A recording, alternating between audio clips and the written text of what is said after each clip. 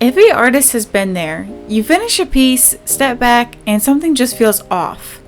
The colors are right, the proportions are accurate, and the details are there, but the whole thing feels lifeless.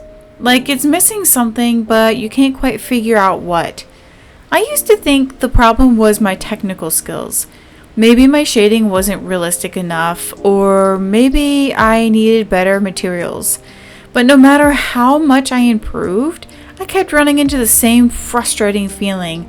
My art looked fine, but it didn't really feel alive. If this sounds familiar, I'm going to tell you something that might be hard to hear. Your art isn't boring because of a lack of skill. It's boring because you're playing it too safe. One of the biggest mistakes I made early on was obsessing over making everything perfect. I thought if I could get my details as sharp as possible, if I could blend my colors flawlessly, and if I could match my reference exactly, then my art would be impressive. And yes, technically my work started looking better, but it also started feeling soulless. The problem was I was so focused on making things look right that I forgot to make them feel right. I wasn't adding any emotion, energy, or personality into my work. I was just recreating what I saw like a human photocopier. And if all you're doing is copying, your art will always lack life, no matter how realistic it is. This might sound controversial, but I believe that too much realism can kill the energy of a drawing. When every inch of a piece is polished to perfection, it can end up feeling stiff and lifeless. I learned this the hard way when I spent over 40 hours on a pet portrait, layering every strand of fur with insane precision. When I finally finished, I expected to feel proud, but instead I felt weirdly disconnected from it.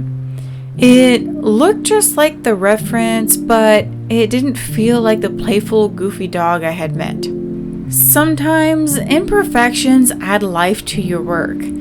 A rougher sketch, expressive brushstrokes, or a little bit of messiness can make a piece feel more alive than hours of careful blending ever could. Another reason your work might feel boring, it doesn't say anything. I spent years drawing technically solid portraits that didn't mean anything. They were just faces, just animals and objects. They looked nice, but they didn't make anyone feel anything. Then one day I saw an artist's work that hit me hard. Their technique wasn't perfect, the proportions were a little off, and the colors weren't blended perfectly. But it didn't matter. The emotion in their piece was so strong that I couldn't stop looking at it. It told a story. It made me feel something. That's when I realized people don't connect with perfection. They connect with meaning. If your art feels boring, ask yourself, does this piece tell a story? Does it capture a mood, feeling, or a message? If not, then it might be technically great, but emotionally empty. A big reason so many artists struggle with lifeless work is fear. Fear of making mistakes. Fear of ruining a piece. Fear of trying something different and failing. I've been there. I used to stick to safe color palettes, safe compositions, and safe techniques because I didn't want to mess up.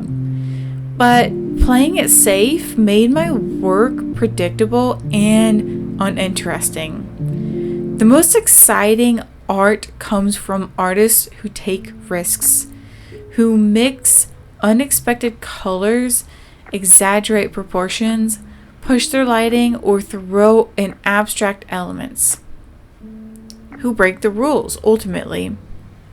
So, how do you fix it?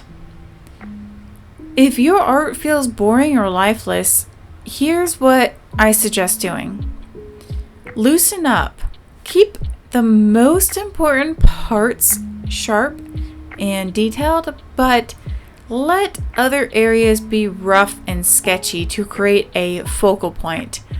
If you're using colored pencils, let some of the paper grain peek through in less important areas instead of blending every inch. You can also add emotion.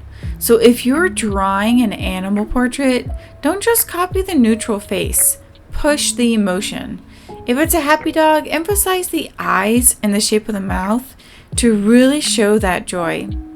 Instead of defaulting to flat, even lighting, try dramatic lighting with strong shadows or soft glowing light to create a specific feeling. And instead of just using the colors you see in your reference, try pushing them. Add blues into shadows, warm up highlights, or throw in unexpected color shifts. If you always center your subject, try dynamic diagonal composition instead. If you always zoom in, try pulling back to show more of the scene. One of the most important ways to fix this is use your reference as a guide, not a rulebook. Change the colors, tweak the lighting, or exaggerate the shapes to make the image more visually interesting. Instead of copying every tiny strand of fur or wrinkle in the skin, simplify things into clear shapes and focus on what's most important. So if you're stuck in that frustrating place where your art feels boring, it's probably not because you lack talent or skill. It's because you're holding yourself back. You're too focused on being good and not focused enough on being expressive. The best artists aren't the ones who make the most flawless work.